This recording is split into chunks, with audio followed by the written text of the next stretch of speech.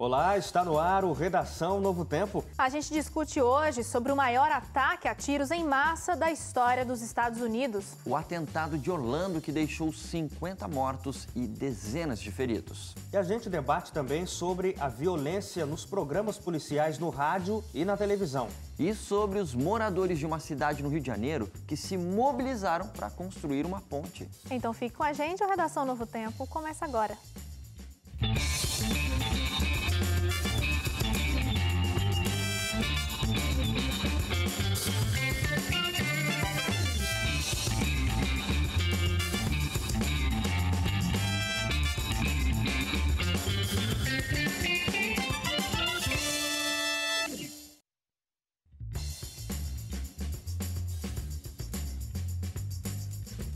Redação Novo Tempo no ar para você que acompanha a gente. Simultaneamente estamos no rádio e na televisão, começando mais um programa para você com as principais notícias desta semana.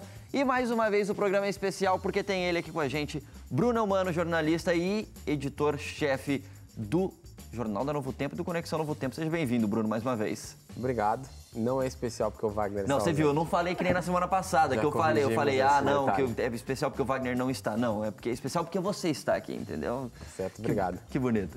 Hélio Moura, apresentador do Jornal da Novo Tempo e do Conexão Novo Tempo também. Seja bem-vindo. Muito obrigado, Leite. Sou funcionário seu e do Bruno, viu? Ah, é?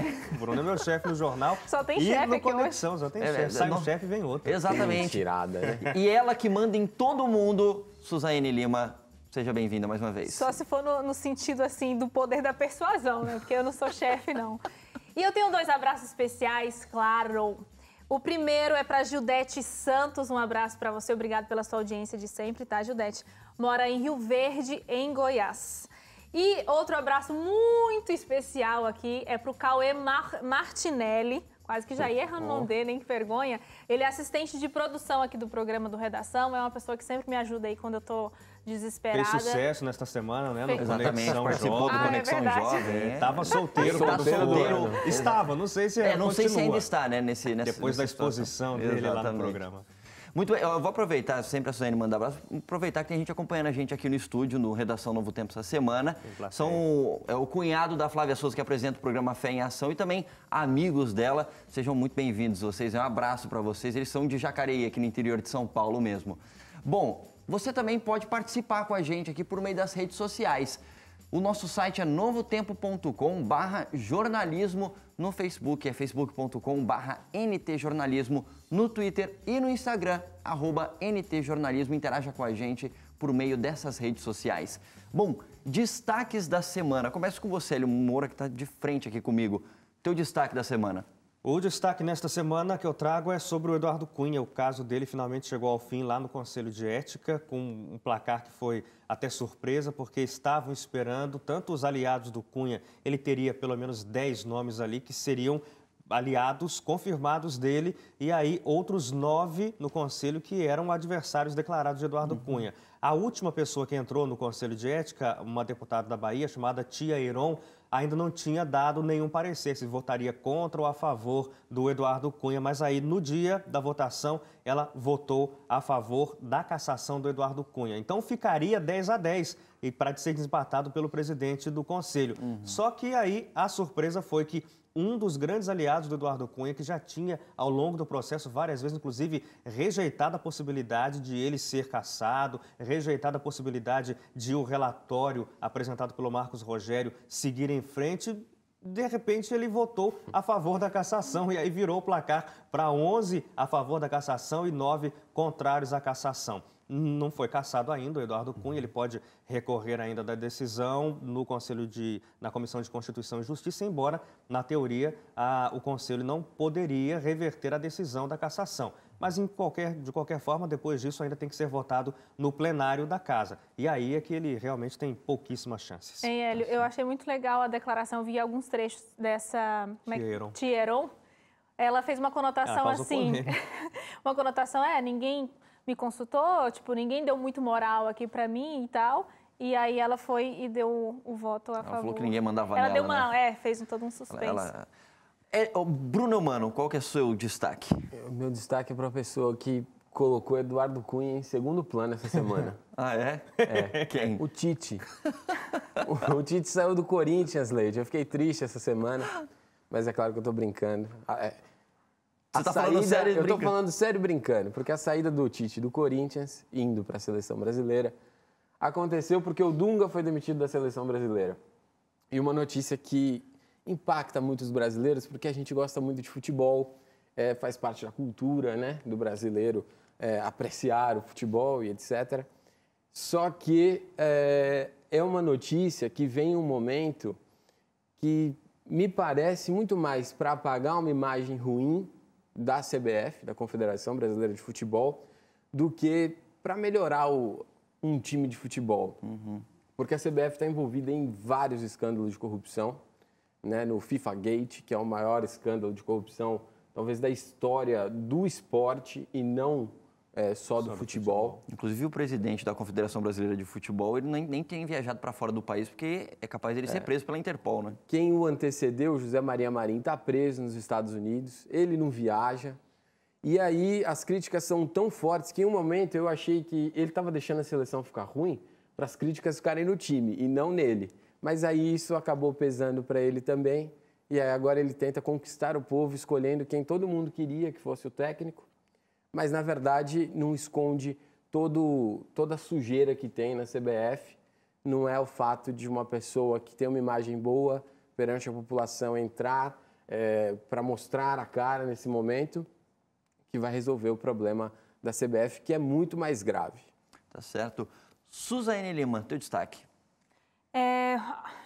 Ganhou as manchetes nos jornais, né? E eu trouxe de novo esse assunto que a gente já discutiu, tem a ver sobre crianças e animais. Uma criança de 2 anos sofreu um atentado de um jacaré, Foi arrastado por um jacaré. Foi né, arrastado na Disney. E, infelizmente, a criança veio a morrer porque ela foi arrastada para o lago. E entra de novo aquela questão, 2 questões, né? As pessoas ainda insistem em passar pelas placas, ultrapassar o limite. Tem várias placas realmente indicando, e todo mundo que conhece ali aquele lado dos Estados Unidos, né, na Flórida, sabe que tem muitos indícios de jacarés e tudo mais. Estava tendo um cinema ao ar livre à noite, era noite, e nessa época eles saem bastante, lá é calor, né? Eles quem? Os jacarés. Os jacarés. Então não pode ultrapassar. E, infelizmente, esses pais ultrapassaram, o jacaré arrastou a criança, o pai tentou pegar ainda, ficou ferido na mão, mas não foi possível salvar o filho. Então entra aí um descuido. Tinha mais placa? uma vez. Tinha tem placa as indicando que placas. não podia colocar o pé na água. O A pé criança estava brincando na água. Exatamente, Não né? tinha Estava com o placa pé do na água. jacaré, mas Não tinha da placa água. falando, tem jacaré, mas estava falando, não entre na água. Aí a Entendi. criança entrou na água, tinha jacaré. Na verdade, Mas pra só quem- uma correção, né? Não é nem jacaré, acho que é crocodilo lá. Eu não me pergunte É qual que a tem diferença de crocodilo, jacaré para crocodilo. e alligators, né? Mas é um desses. Mas são parecidos. Então, gente, por favor, quando for nos parques, não ultrapasse o sinal de segurança. Muito bem, todos fizeram seus destaques e agora a gente vai para a discussão desse nosso primeiro bloco. Porque na mesma cidade que aconteceu isso com essa criança em Orlando, aconteceu um atentado terrorista que ganhou repercussão mundial ao longo dessa semana. Um atirador invadiu uma boate voltada ao público LGBT no último domingo, deixando 49 mortos e mais de 50 feridos. O atirador, Omar Sadiq Matin, um cidadão norte-americano, filho de pais afegãos, teria ligado para a polícia, jurando fidelidade ao Estado Islâmico minutos antes do ataque. Ele acabou morrendo em uma troca de tiros com a polícia. Segundo as autoridades norte-americanas, este é o maior ataque a tiros em massa da história do país e o pior atentado terrorista em solo norte-americano desde o 11 de setembro. Apesar do Estado Islâmico ter assumido aí a autoria do atentado, esse massacre parece ser mais um crime de ódio, como o próprio Barack Obama falou, no sentido de que esse homem, ele ligou para a polícia, falou que estava fazendo em nome do Estado Islâmico, etc., mas não encontraram ainda indícios que mostrem que foi alguma coisa armada, planejada pelo Estado Islâmico para acontecer. Como se fosse uma ação de eles chamam um lobo solitário, mas ele, como simpatizava com o Estado Islâmico, falou: isso aqui, então eu vou reivindicar pelo Estado Islâmico, mas não que ele tivesse uma ligação direta com os terroristas do Estado Islâmico, pelo menos de acordo com as investigações que se tem até agora. Então, dá para a gente falar que Foi um crime mais de ódio e intolerância, essa situação toda aí?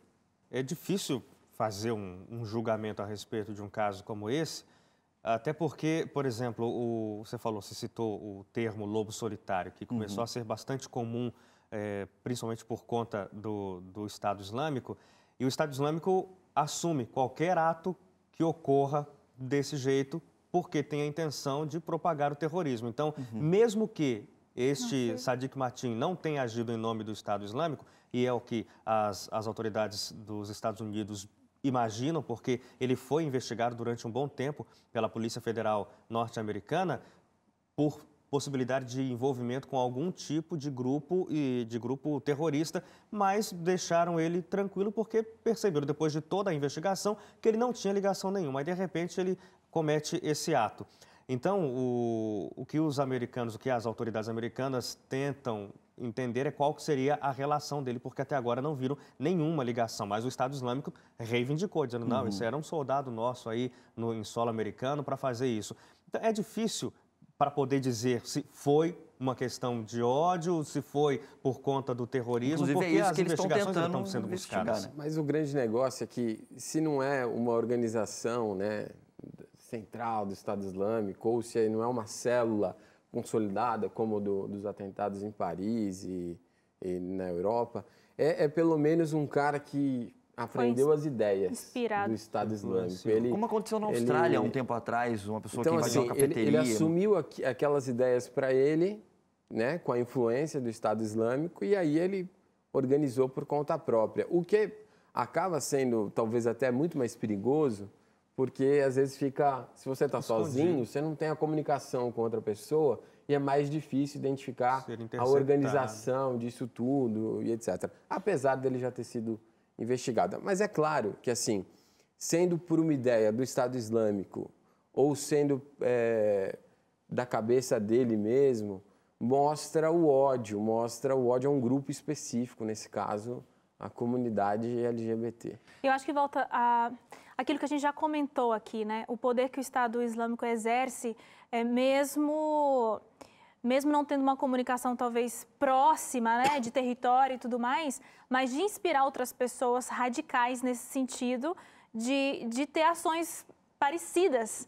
Então, eu imagino que para ele, antes de morrer e tudo mais, dizer que estava fazendo esse ataque em nome do Estado Islâmico parece uma atitude de orgulho, porque se identifica com esses ideais extremamente distorcidos, né? Até a produção do programa estava lembrando que em algumas matérias aí que circularam de grandes veículos de comunicação, às vezes os comentários que vão abaixo das matérias, que qualquer internauta pode fazer, vários apoiavam o fato dele ter cometido esse atentado. Falou, não, é isso mesmo, tem que acabar com essa comunidade, etc. E aí vem um ponto que eu gostaria de levantar aqui, que, obviamente, toda vez que acontece esse tipo de situação, surge a discussão sobre o crescimento da intolerância, não, nesse caso é contra o grupo LGBT, mas a gente tem um aumento da intolerância de um modo geral no planeta, a gente pode dizer. E acho que é interessante até a gente diferenciar algumas coisas, porque numa situação como essa, às vezes as pessoas não conseguem pensar com profundidade o que é intolerância e o que às vezes tem a ver com aceitação de uma ideia ou um estilo de vida. Então, até a produção coloca aqui pra gente assim, que é preciso diferenciar a intolerância da aceitação e direito de liberdade. Então, por exemplo, pegando esse caso aí do rapaz, você não precisa concordar com a opção sexual ou a religião de uma pessoa, por exemplo, mas você precisa respeitar o direito dela de fazer aquela escolha. E acho que aí é que está a situação da intolerância, porque a intolerância, ela vai no sentido de, olha, eu não admito sequer a possibilidade de você escolher viver dessa maneira. E isso é contra direitos humanos, isso é contra, inclusive, a gente poderia dizer, ensinos de livros sagrados, como o próprio Alcorão ou mesmo a Bíblia. Leite, teve bom se tocar nesse assunto, porque foi uma das coisas que mais me chamou a atenção acompanhando o noticiário durante a semana. Sempre que tem algo extraordinário, obviamente vai chamar a atenção dos noticiários e chama a nossa atenção para discutir sobre a intolerância. A aceitação é um princípio básico de vida para qualquer ser humano e às vezes a gente tende a olhar para grandes coisas, mas a aceitação ela começa dentro de casa, com os próprios familiares, né? Ou com o marido, com os filhos e vice-versa, ali os irmãos, os pais. essas pequenas aceitações que a gente tem dentro de casa, que a gente aprende a desenvolver, isso faz total diferença. Porque quando você convive com uma pessoa, né, igual a gente tem intimidade com quem a gente mora dentro da mesma casa, a gente tende a ser um pouco mais intolerante. E quando a gente aprende isso em casa, fica mais fácil a gente transpor isso para fora, para outras pessoas, para pessoas que pensam diferente de religião. Política é uma coisa que a gente também sempre fala. A gente até brinca, assim, tem um ditado que diz mais ou menos, para permanecer amizade é melhor não falar nem sobre dinheiro e nem sobre política, né? Sobre religião, política e futebol. Futebol, né? Porque sempre vai haver uma discórdia, as pessoas pensam diferente. Eu acho que a nossa democracia deveria prevalecer aí nesse sentido, e o sentido também, acho que da nossa ética de ser humano, de poder respeitar o outro, entendeu? Tem a nossa estrutura como país e tem também o nosso lado humano, né, de cidadania, de aprender a respeitar isso. Pode falar, Bruno. Não, é que nessa semana, o que eu estava falando de ensinamentos dos próprios livros sagrados, essa semana, na segunda-feira, no Twitter, um dos assuntos mais comentados, né, era a Bíblia diz. E aí eu entrei para ver o que era, e era tudo relacionado ao atentado e à intolerância que o atentado mostra. Uhum. Então, de uma parte, era um grupo que dizia que a Bíblia, por exemplo, não aceitava o homossexualismo e não aceitava determinados tipos de atos. E do outro, eram pessoas dizendo que a Bíblia diz que a gente tem que respeitar o próximo, amar a todo ser humano, que Deus ama o pecador e etc. E então, assim, de um lado, só o fato dessa discussão ter acontecido mostra que as pessoas podem usar qualquer argumento a favor do que pensam, uhum, e não necessariamente do que retrata o contexto todo em que foi escrito, e mostra que elas vão usar quaisquer desses argumentos decorrentes desse entendimento errado de qualquer livro, uhum, para incitar mais ódio. Uhum. Outro dia eu tive em uma universidade aqui da região onde a gente está, a Universidade de Taubaté, e a gente estava falando sobre os veículos de comunicação onde a gente trabalhava. Eu falei aqui da Novo Tempo, e uma das estudantes veio perguntar: mas na Novo Tempo vocês é uma emissora religiosa, vocês, por exemplo, falam sobre os homossexuais? E ela me fez a pergunta na mesma semana que tinha sido o dia de combate à homofobia, e que a gente mostrou no Jornal da Novo Tempo uma matéria sobre esse assunto. E eu falei dessa situação para ela. Hoje a gente está aqui falando de alguma coisa que também decorre disso tudo, porque é claro que, assim, a Novo Tempo é uma emissora cristã, mas justamente por isso a gente prega que tem que ter respeito a todo mundo. Uhum. A gente entende tudo todo o contexto, né? E é a mensagem que a gente tenta passar. E ficam tentando criar uma animosidade entre a comunidade LGBT e os grupos religiosos, que talvez ela exista em determinados aspectos, mas que a gente tem que tentar combater, porque não é assim que se resolve o problema.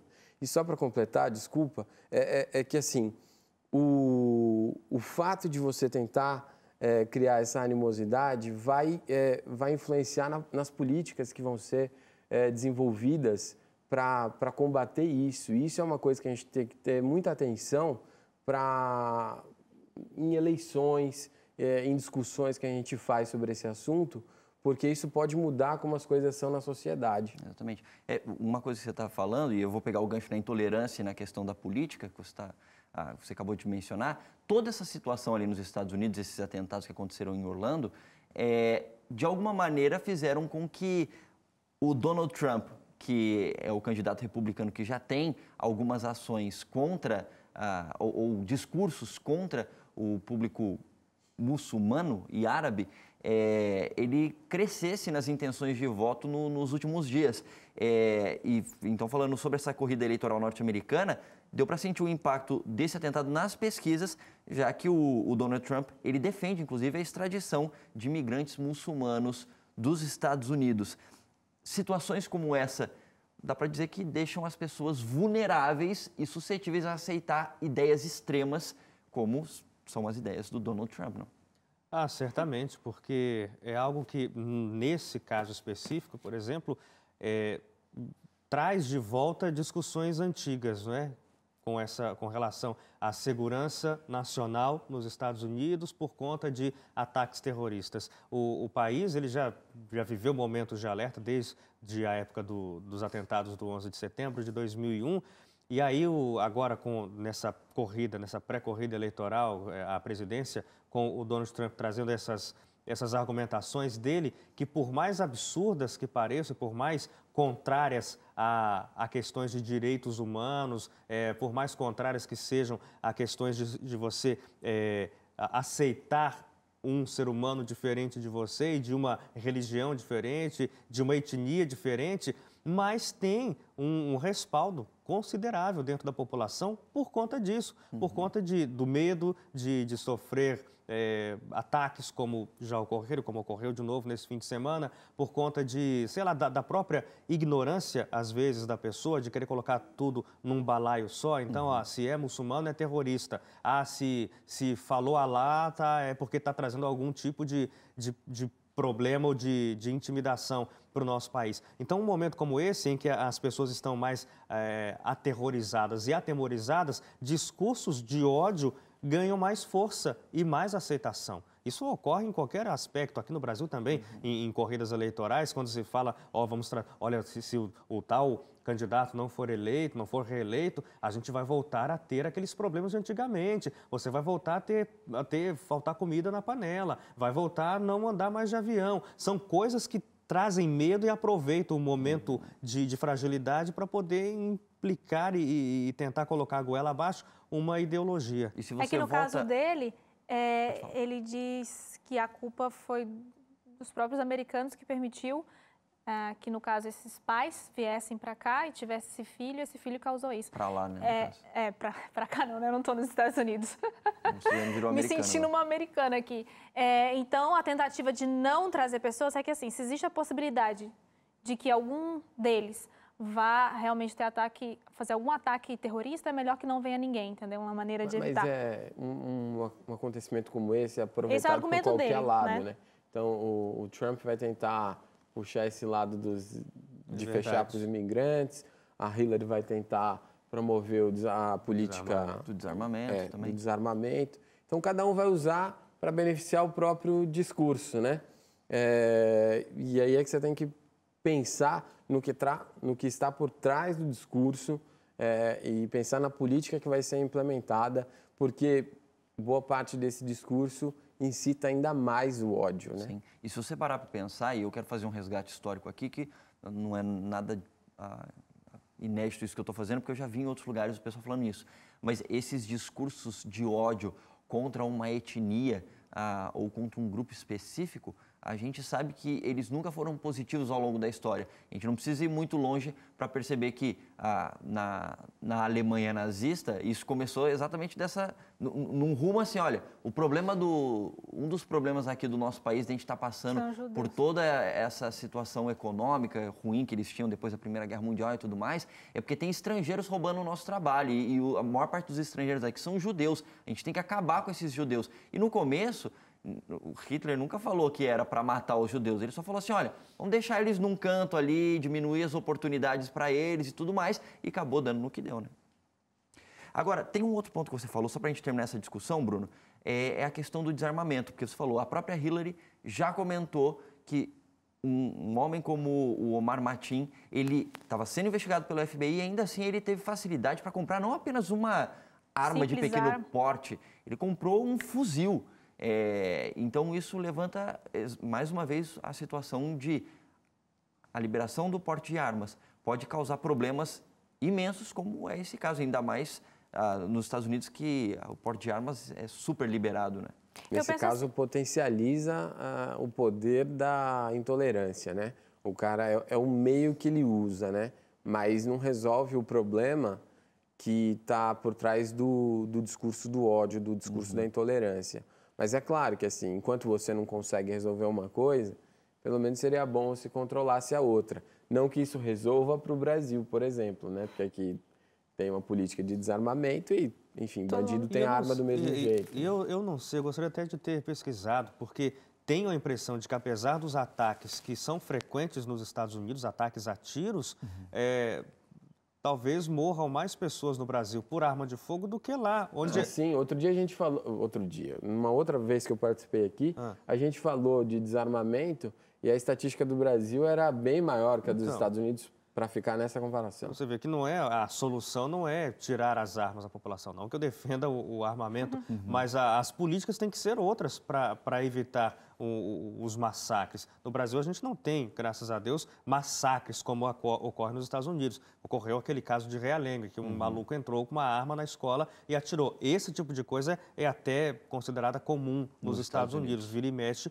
ocorre algum atentado assim a tiros lá. Aqui no Brasil não ocorrem atentados em massa, mas todo dia morrem pessoas vítimas por arma de fogo, do mesmo jeito e até em maior número. Tá certo. Bom, a gente vai fazer um rápido intervalo e depois, na volta, a gente discute sobre a violência em programas policiais. Voltamos já.